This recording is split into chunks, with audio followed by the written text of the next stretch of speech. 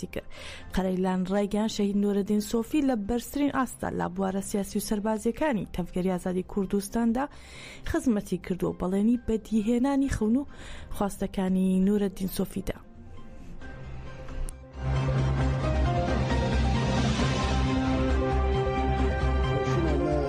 تێکوچینە ئازادیە کوردستان لەسەر خەتا ڕێبەراپ و gelek ئەگیت شێر ئاوا kirine gelek însanên jiyaneke destanî jiyan kirî têkoşîn meşandî ji dîrokê ra kirine male di navaroka civaka Kurdistanê da cewherê mirovatî hey wêrekî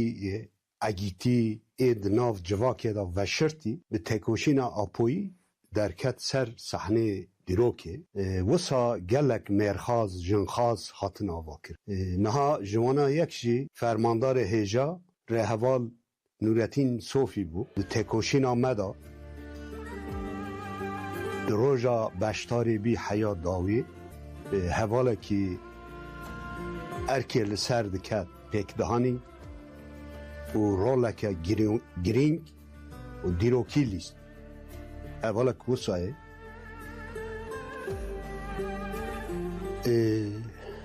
hevalê Nurettin Sofî navê xwe mal Nurettin Xelef Mihemed lê belê bi bavê wî ra dibên Sofî ji bo wê navê xwe mal jî Nurettin Sofî ye û di nav me da jî wisa dihat naskirin yanî çi navê herekî bi kar nehanîye. Di malekê ez bawer dikim 11 xuşk û biran e têda mezin dibe û ew ê herî biçûk e wisa xebateke tevgera me hebû nêv ciwanan da jî û bi taybet li zanko jî hebû. Hevalê Nurettin Sofî li wir di sala nodî da meha tebaxê biryara xwe digire beşdarî nav tevgerê bibe û biçe Bakurê Kurdistan beşdarî şer bibe. Bêguman destpêk diçe Akademiya Mahsûm Korkmaz saha rêberap û li wir perwerdar rêberap û dibîne dûra derbasî welat dibe destpêkê li Heftanînê û dûra li Qeleban û li dere dest bi kar dike. Goriya dizanin ji ber ku ji Akademiya Mahsûm Korkmaz hatiye rêberap û perwerde dayekî ye yanî wisa ku tê hema dest bi tê erkdarkirin wek manga wekî fermandarê manga dest bi erk dike demekî Kurd da divê fermandarê taxim di sala nûd û yekan da li Qelebanê fermandarê taxim bû ji xwe li wir du taxim hebû ê ku esas hindir da tev digeriye ê hevalê Nurettin Sofî bû.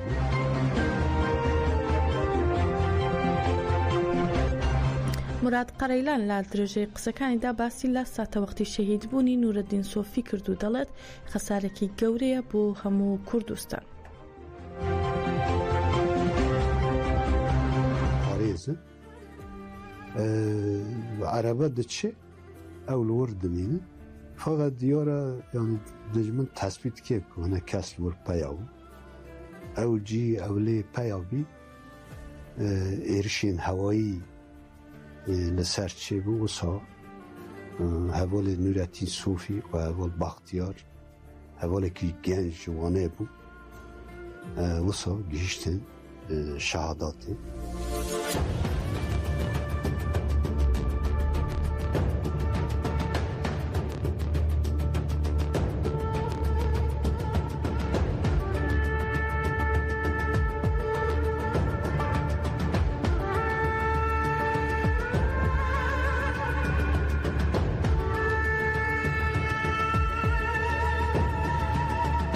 اینها هەڤۆڵێ نورەتین سۆفی شاهداتی وی نەتەنێ ji bo Rojava wendehaya mezin bû ji bo giştî Kurdistan wendehaya mezin bû ji bo gelê Kurd milîtanekî fedayakî giştî bû yekî û qendî îdeolojîk bû di xeta rêbera poda Kuraniya xwe hebû gerêdaniya xwe heye bê tereddût hebû werxwazî hestê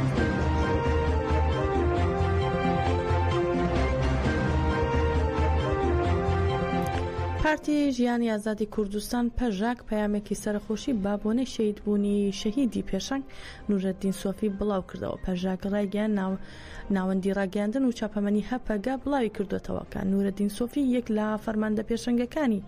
تەفگەری ئازادی خوازیگەلی کورد و پابەندە ڕاستەقینەکانی ڕێبەرۆجەلان لە هەر چوار پارچی کوردستان لە ڕێکەوتی 6 نیسانی 2021دا شەهید بووە. هەواڵ نورەدین سۆفی یەکێک بوو لە کۆڵەکە سەرەکیەکانی بزوتنەوەی ئازادی خوازی و نمونەی سەرکردەیەکی گەورە بوو کە بووە سەرچاوی ئیلهام بۆ گەنجانی هەر چوار پارچەی کوردستان. بە فەرماندەیی خۆی شێوازی تێکۆشانی بێوێنەی فیداکاری بێگردی خوڵقاند کاتوانی سیاسەتی پاکتاوکاری لەسەر گەلی کورد پوچەڵ بکاتەوە. ئەگەر ئەمڕۆ بزوتنەوەی ئازادی خوازی کوردستان زیاتر لە هەر کاتێک لە ئازادی نزیک بووتەوە بەخۆی سەرکردایەتی و پێشەنگایەتی شەهیدانی وەک هەڤاڵ نورەدین سۆفیە. ئەو لە چوار پارچی کوردستان تێکۆشا و دەستکەوتی گەورەی بەدەستهێنا. بێگومان ئەو مەشغەڵەی کە شەهید سۆفی بە هێڵی شۆڕژگێڕی دایگرسان ئەمڕۆ ڕێگای تێکۆشان لە هەر چوار پارچی کوردستان ڕووناک دەکاتەوە. پارتی ژیانی ئازادی کوردستان پەژاک ئاماژە بەوش دەکات کە هەڤاڵ سۆفی لە ڕۆژاوای کوردستان بناغی شۆڕشێکی دانا کە هەموو جۆرە جیاوازی گەل و کولتورەکانی کورد و عەرەب و سوریانی و ئەرمەنی و تورکمان و چەرکەس کۆی کردەوە و با یەکسانی بێوێنە نمونەی شۆڕژگێڕێکی گەورە بوو بۆ ڕۆژهەڵاتی ناوەڕاست و جیهان. هەروەها ڕاشی دەگەێنن ئەو دووبارە دوای شەهید عەگید شێوازی سەرکردایەتی دروستی لا شۆڕشی کوردستاندا سەلمات. لە کۆتای ڕاگەیاندراوەکەیشدا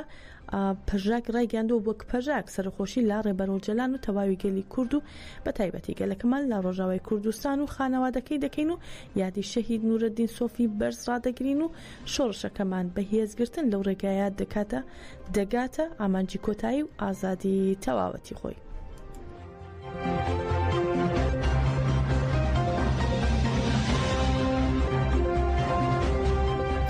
محەممەد بەشیر وەزیری وزەی حکوومەتی کاتی دیمەشق لا سەربانکێشتی فەرمی حەیان عەبدولغەنی وەزیری نەوتی عێراق سەردانی بەغدا دەکات و لەگەڵ بەرپرسانی عێراق تاوتوێی گواستنەوەی نەوتی عێراق لە ڕێگەی بەندەری بانیاسی سووریەوە بۆ دەریای ناوەڕاست دەکات. هاوکات محەممەد بەشیر لەگەڵ عەون زیاب وەزیری سەرچاو ئاویەکانی عێراقیش کۆ دەبێتەوە و دۆسیەی ئاو تاوتێ دەکەن و پلان و لێکتێگەیشتنێ تاوتێ دەکەن سەبارەت بە کەمی ئاو و دابەزینی ئاستی ئاو بەراورد لایەن دەوڵەتی داگیرکەری تورکەوە. هەروەها پێشتر محەممەد بەشیر با کاناڵی ئەخباریەی سووریا ڕایگەاندبوو بەم نزیکانە سەردانی عێراق دەکات بۆ گفتوگۆ لەبارەی نۆژەنکردنەوەی ئەو بۆریە نەوتەی کە کێڵگەی نەوتی کەرکووک با بەندەری بانیاسەوە دەبەستێتەوە بە ئامانجی گواستنەوەی نەوتی خاو بۆ پاڵەوگەکانی ڕۆمس و بانیاس یان بۆ هەناردەکردنی ڕاستەوخۆ.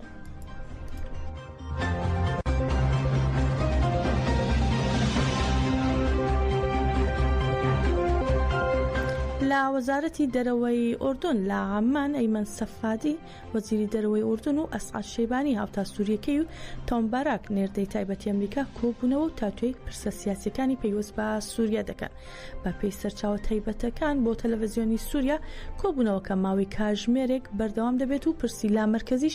لە سووریا لا لووتکەی بەرنامەی کاردایە. سەرچاوەکان ئاماژە بۆ دەکەن بەهۆی کەمبوونەوەی پشتیوانیەکانی واشنگتن ئوردون میوانداری کۆبوونەوە هاوبەشەکەی سەبارەت بە ڕەوشی سووریا کردووە تیایدا وەفدی سووریا و ئەمریکا بەشدارن. ڕوونیشی دەکەنەوە کە ئامانجی بەشداری نوێنەری ئەمریکا پاڵپشتیکردنی ڕێبازێکی باشتر و فراوانترە لەلایەن حکوومەتی سووریاوە. هەروەها بە پێی زانیاریەکان کۆبوونەوەی عەمان لەسەر ئاسی نوێنەرایەتی نێودەوڵەتی دەبێت و هەروەها کۆبوونەوەی حکوومەتی سووریا لەگەڵ کەسایەتیە دیاردەکانی سۆیدا لەسەر مێزی دانووساندن لەسەر مێز بوو بەڵام پێویستی با کات و ئامادەکاری بوو.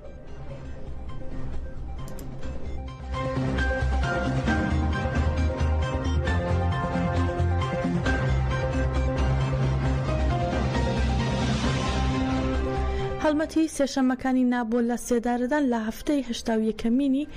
هەڵمەتێکی خۆیدا دژبە سزای لە سێدارەدان لە ڕۆژهەڵاتی کوردستان و ئێران ڕاگەیاندراوێکی بڵاو کردوێتەوە. لە ڕاگەیاندراوەکەدا نووسیویانە لە سەرەتای مانگی ئابی ئەم ساڵدا تا ئێستا زیاتر لە 100 کەس لە ڕۆژهەڵاتی کوردستان و ئێران لە سێدارەدراون و زیندانیەکی سیاسی بەلوچیش بۆ ژووری تاکە کەسی گواستراوەتەوە کە سزای لە سێدارەدانی بەسەردا سەپێنراوە و ژیانیشی لە مەترسیدایە. هەروەها ئاماژە بۆش دەکەن کە 5 زیندانی سیاسی بەناوەکانی وەحید بەنی عامریان،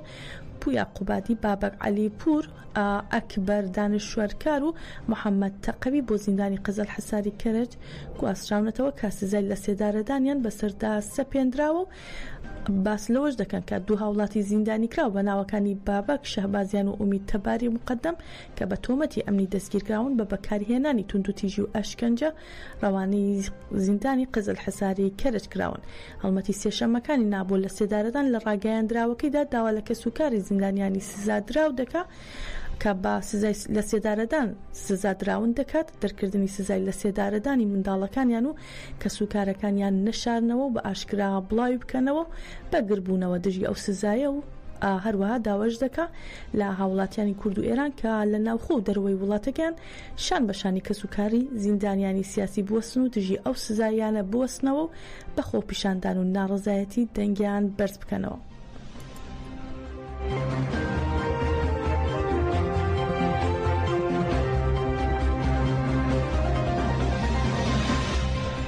جۆ ویلسۆن ئەندامی کۆنگرەسی ئەمریکا ڕخنەی تۆند ئاراستەی ڕێککەوتنامە ئەمنیەکەی ڕۆژی ڕابردووی قاسم عارەجی ڕاوێژکار یاسایشی نیشتمانی عێراق و عەلی لاریجانی سکرتێری باڵای یاسایشی نیشتمانی ئێران دەکا کە بە سەرپەرشتی محەممەد شیع سوودانی واژۆکرا. دەشڵێت ئەو ڕێککەوتنامە ئەمنیە هەنگاوێکە بۆ چەسپاندنی هەژمۆنی گروپە چەکداریەکانی سەر بە ئێران بەسەر تەواوی عێراقدا.